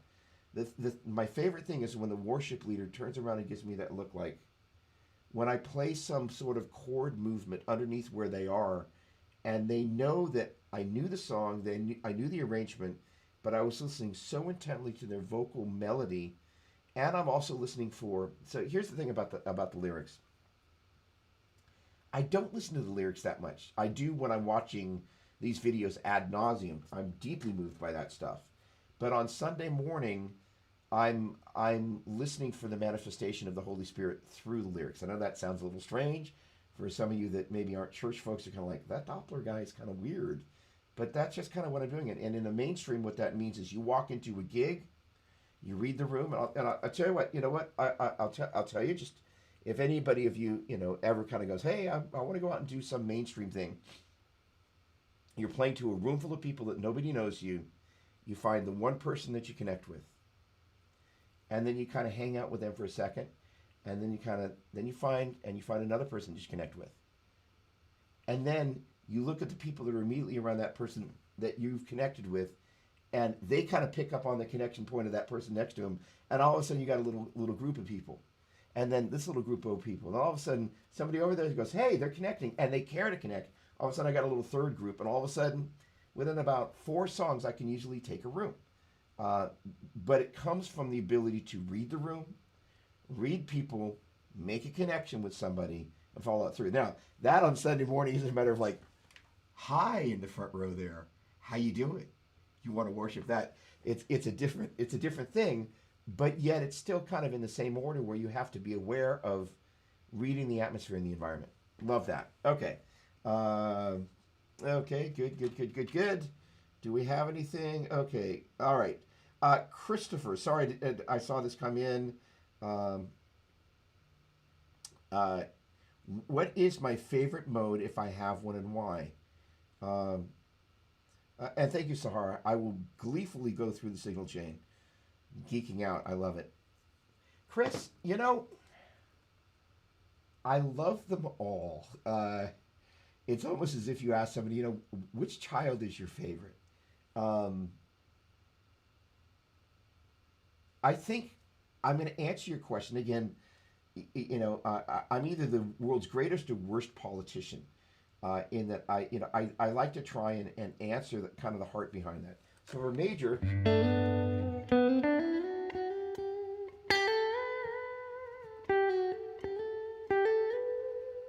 there's a happiness.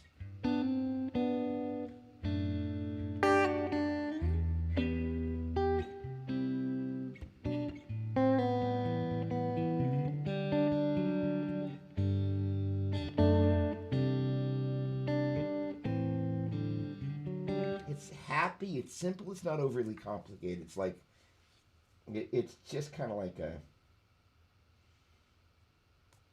going to make a food analogy. I'm not going to do that. Dorian.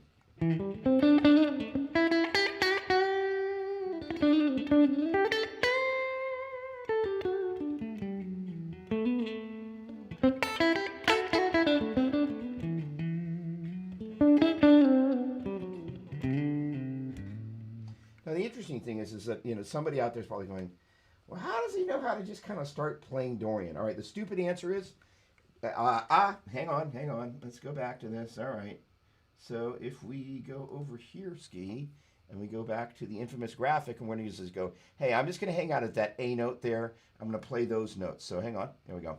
All right, we're back. So I'm basically taking the notes of the G major scale, G, A, B, C, D, E, F sharp, And then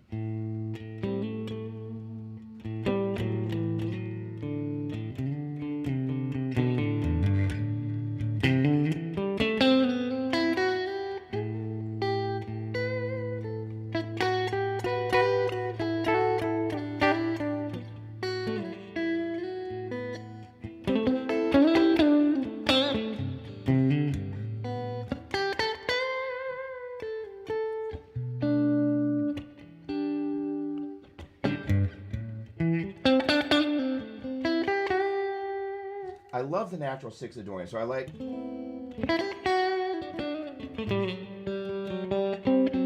I love the fact that you got.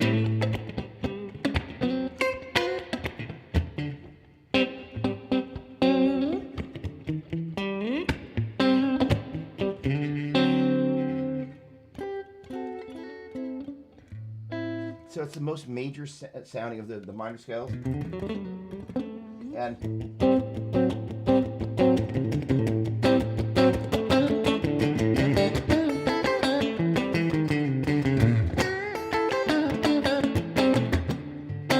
it's also kind of blueses up really well, so long as you know.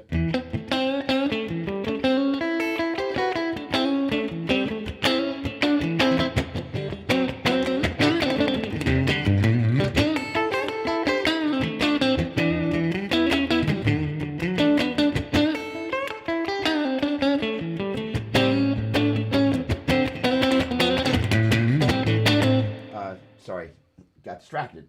All right, so the point being, the Dorian mode has its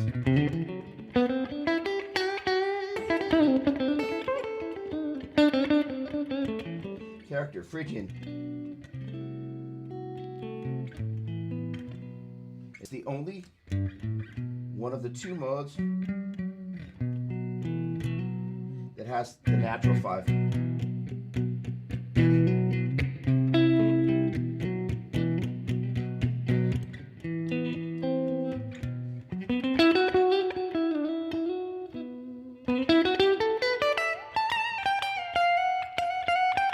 I could say I intended to play that F natural, but I didn't.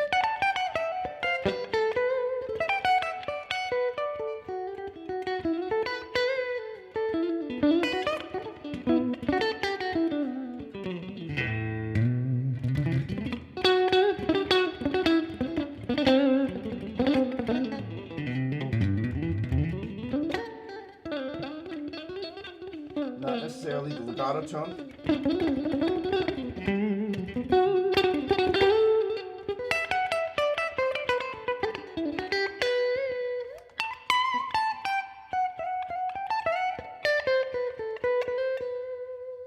Phrygian, but it also can be jazzy.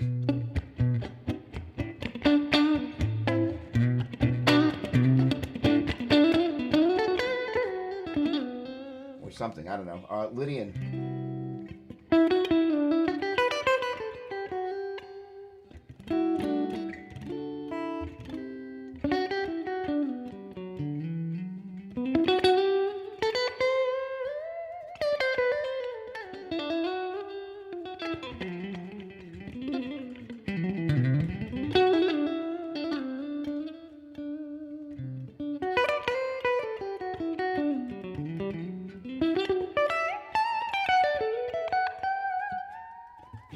Beautiful sound. Mixed Lydian.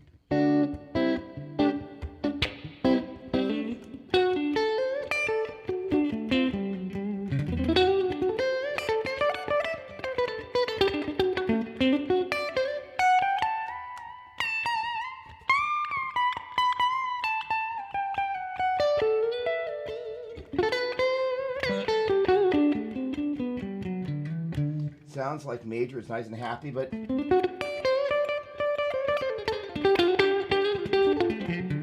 also bring what I call the mixo-octatonic.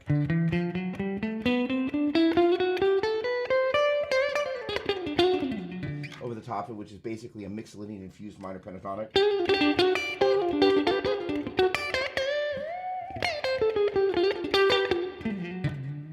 But I also was a big John McLaughlin fan when I was a kid, so mixed Lydian was a scale that he used an awful lot, so that was a big influence.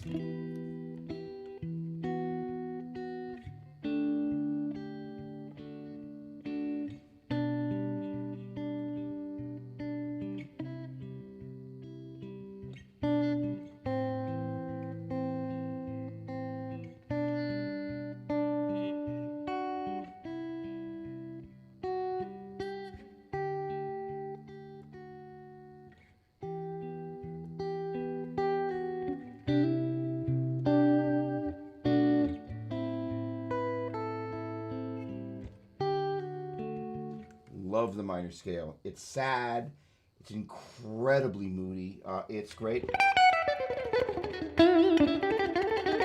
It's great for shredding, but for worship.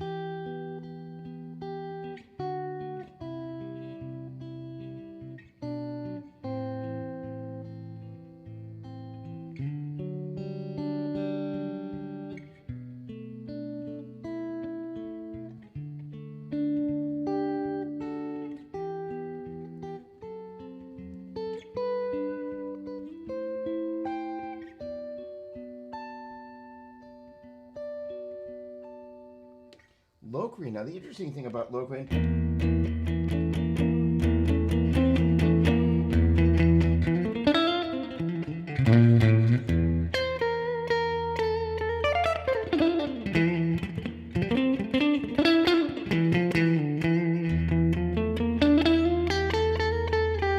By the way, if you want to scare people off on Sunday morning. Oh, lost my bud. There we go.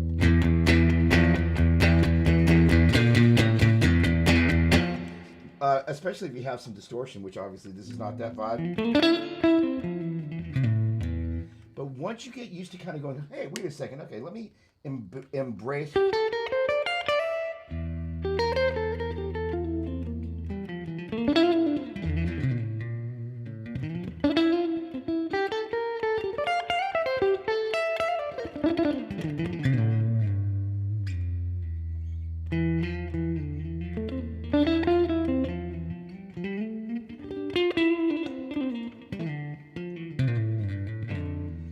Locrian is to minor. Excuse me. Locrian is to Phrygian what Lydian is to major. They're a lot alike, but the subtleties are what make them so special. Hey, Wayne, what's going on? Erickson, Tien, how are you? ¿Cómo está, mi amigo? So that's kind of where all of this stuff really lives. The sound of these and really knowing those. All right. Let's see, Mr. Gianella. Let's see what you got to say. Come on. Where's my mouse? Nothing like having two monitors. There we go. Back over to monitor A. There we go. MIDI changed the game for me. All right. Excellent.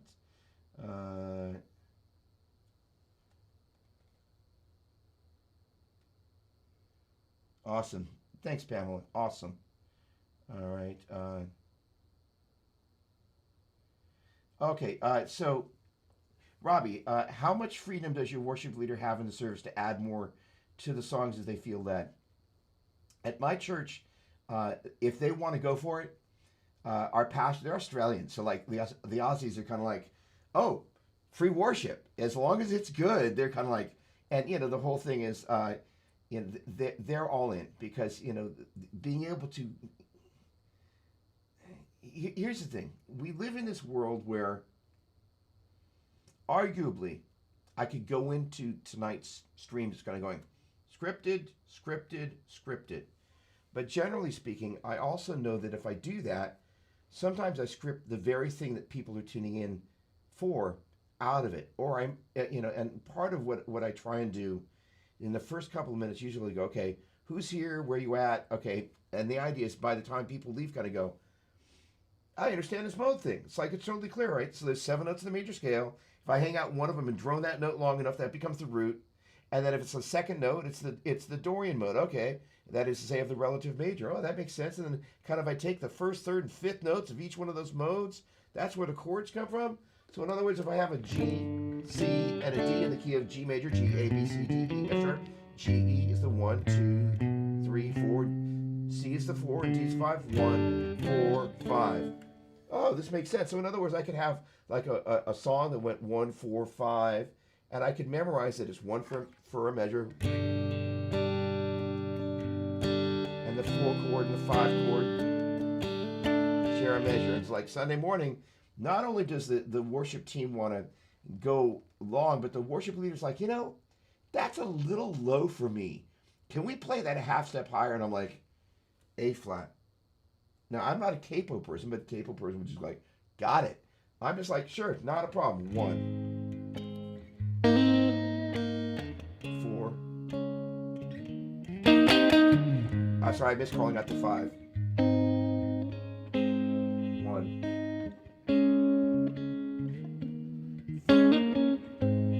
And so I'm just like, yeah, sure. What's great about those numbers is it gives me instant freedom to move around, and I can be in the key of A major, 1, 2, 3, 4, 5. I can be in the key of F major, 1, 2, 3, 4, 5. I can be in the key of D major, 1, 2, 3, 4, 5.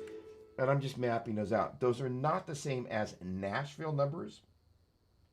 And because I spend a lot of time in modal music, when I think of the 3,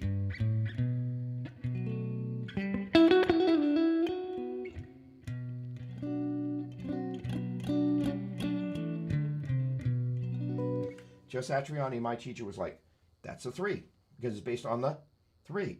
So it's always the, there you go. All right, let's see what other texts await me. Okay, let's see. Good. All right, let's see here what else we got. All right. Thanks, Pedro. Appreciate it, man. Pentatonic, okay. I was about to say something about the pentatonic. I love the minor scales. They're so beautiful. They absolutely are, Chris. Hey, Gumi, what's going on, man? Good to see you. Thank you again for all your help. Robbie picking your tongue up off the floor. That's funny. Let's see what else we got over here. Let's move this window here. Okay. All right, let's see here. Nelly Garcia, hello. How are you? Great to see you, or to see myself seeing you, or something like that. How totally awkward. Okay. Sahara Le Luna, and I apologize for mispronouncing your name. But okay, so what I'm doing, can I do this without having a major train wreck? Where? Oh. All right. A camera is working there. So let's see if this is going to actually produce the desired result now. Or is it frozen over here? Give me a sec. Okay. Video input capture device. All right, good. There we go. Okay, awesome. All right. Sahara. All right, so what you're looking at over that shoulder there is the, let's see, let me just check one thing.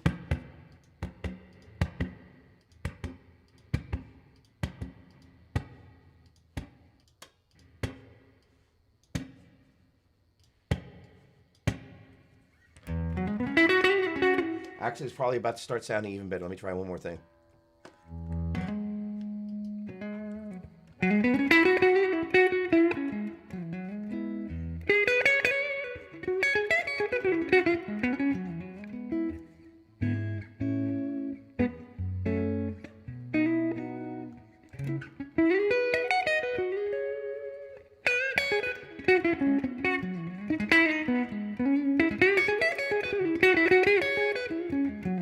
Okay, good. Got the groovy factor going. There was a little bit of a thing going on before. All right. Now, yes. Okay, I love gear. What is hidden in a little tiny bit of cable right there is an MXR AB box. And I'm going into the 2 amplifiers right there. That guy right there is a Fender Princeton Reverb reissue. That one right there is the Fender Tone Master Deluxe Reverb. Now, what's super groovy about this setup for Sunday, and let's just imagine I've got some ginormous pedal board in front of me, is that both of those setups are enabling me to go direct. The Tone Master has speaker sim in it. It's basically an IR of probably a Jensen speaker with an SM57 on it. They have a second one that's selectable that you can use the Royer 121. And if you're into reamping or things like that, you can actually kind of go back out and get both of them on us. You know, you do a single track recorded to the computer of the direct input. You run it back out to the amp, and one take you've got the SM57, the other you got the 121, and then you can change the tone. Or you, as you're capturing the first one, you also capture a raw DI, and then you go back and you capture the other microphone. The other input out of the little AB box back out there goes into that little Princeton. And where the Deluxe Reverb's coming direct out of the back of the amp, I am using the aux box right there to take the speaker feed off of that amp there and run it into the aux box, and that's adding a little bit of a. So let me give you just first of all the deluxe reverb.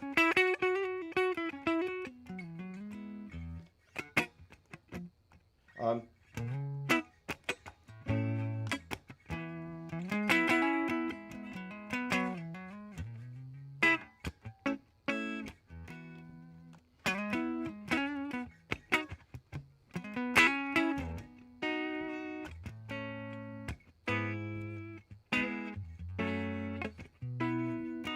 a little tiny bit out of tune, but that's that.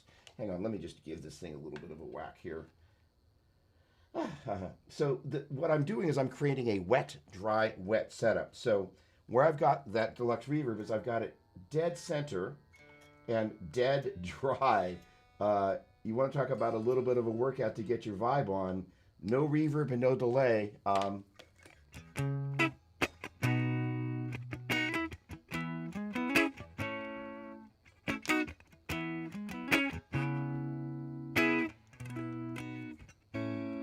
But, you know, once you kind of get used to kind of having.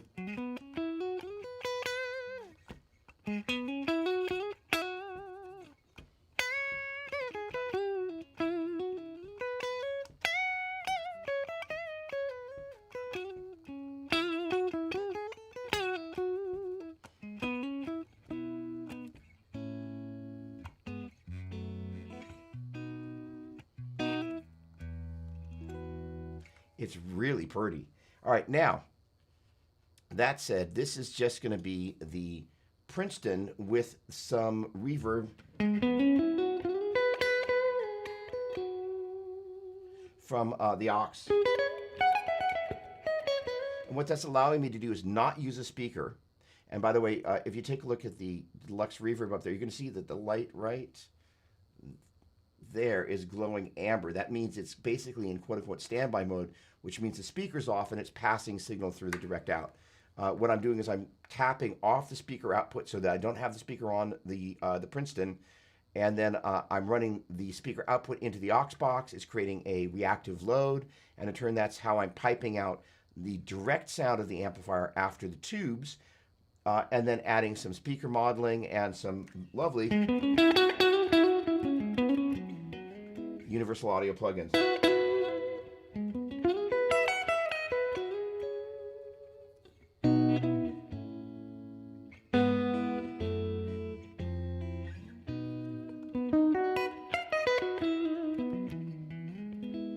Now I'm going to combine them together, which is the secret sauce.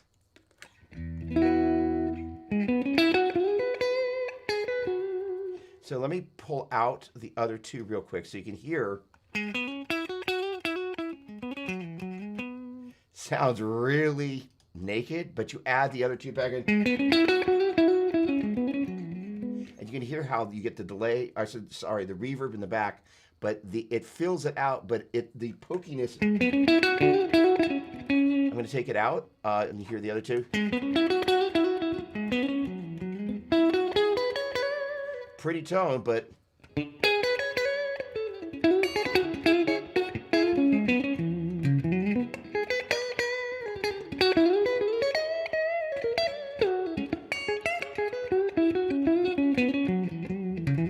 what that has to do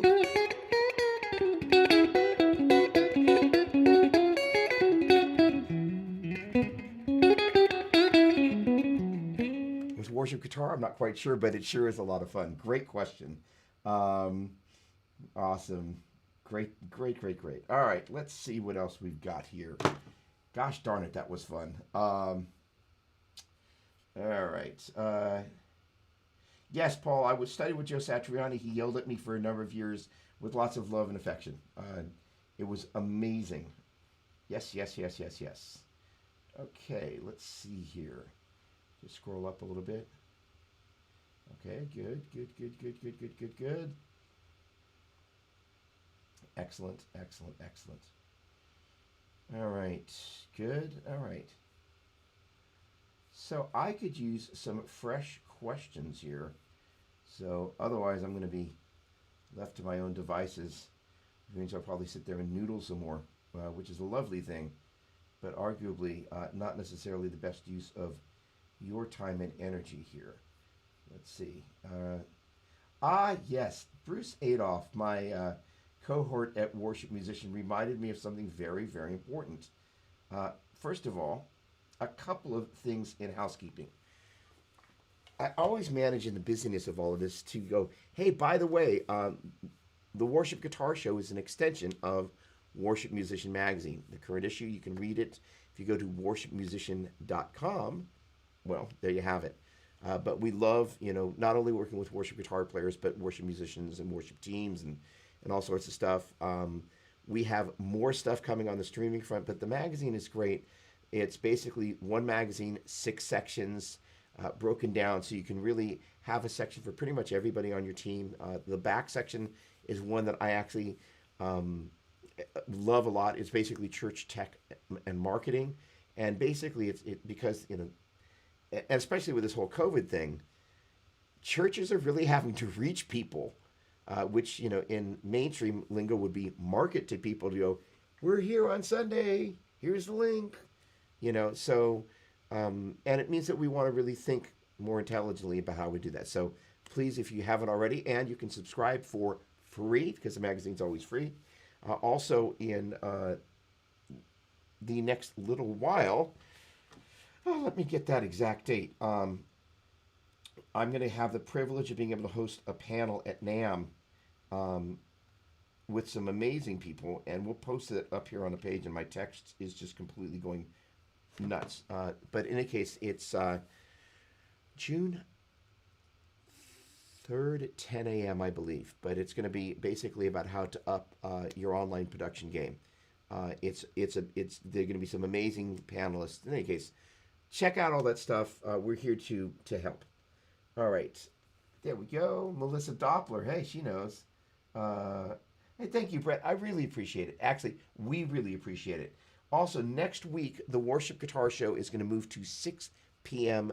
Pacific Daylight Time. So we're going to move an hour earlier because some folks on the East Coast are kind of like, well, it's now, what time is it?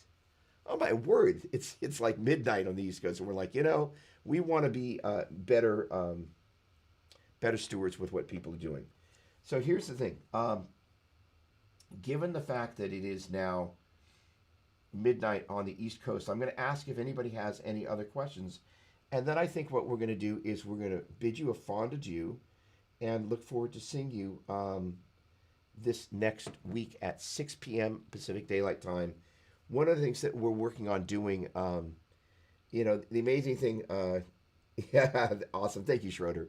That we're working on doing is really kind of fine-tuning some of the tech things. I mean, this freezing camera, here's the thing.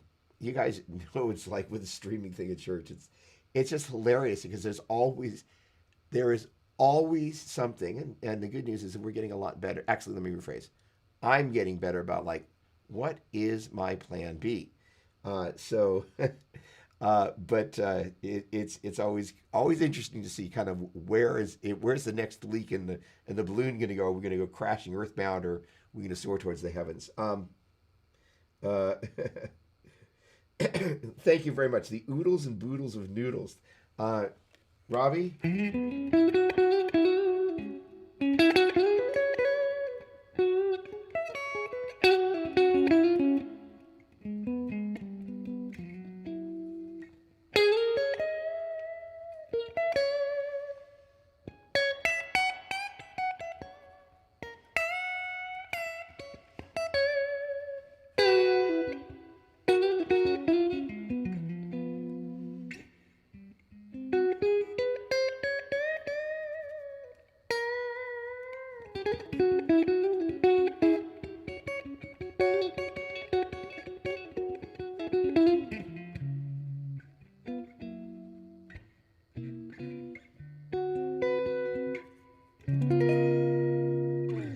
That was for you.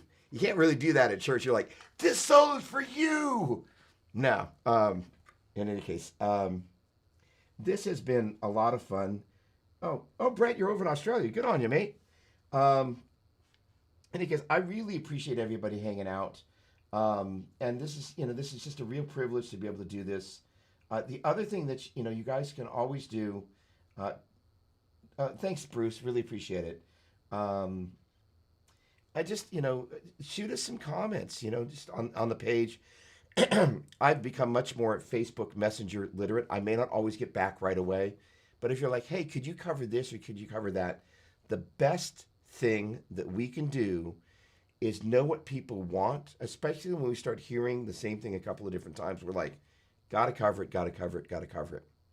All right, with that said, I want to thank you again for hanging out. Really, this was a lot of fun, and it's a privilege to be able to serve you in this journey of this thing that we get a chance to do together. You guys have been, it's kind of funny. Sunday service every Sunday it feels different, and it's honestly collectively. I think some of you know what I'm talking about. Some Sundays you come out as like, boy, it was really hard, and sometimes people on a Sunday morning just aren't quite where the team is. But tonight, you guys have been so easy. It's been so much fun, and I just want to thank you for that. It really um, makes it way more fun. The great thing is that it's always a little strange, kind of sitting there staring at a camera, and knowing there are humans on the other side, but you're still staring at the camera, right? And trying to get to the place where you're really comfortable, as if somebody's in the room. And I kind of got there, arguably the most uncomfortable I've been in one of these. Not arguably, just straight up. So I want to thank you for that. That's a real gift because this is, I love having the opportunity to do this. It's not because I love showing off. I love sharing the things that I've had the privilege of learning with other worship musicians so they can benefit from that. So thank you for that privilege. God bless you. Have a great night. Thanks again.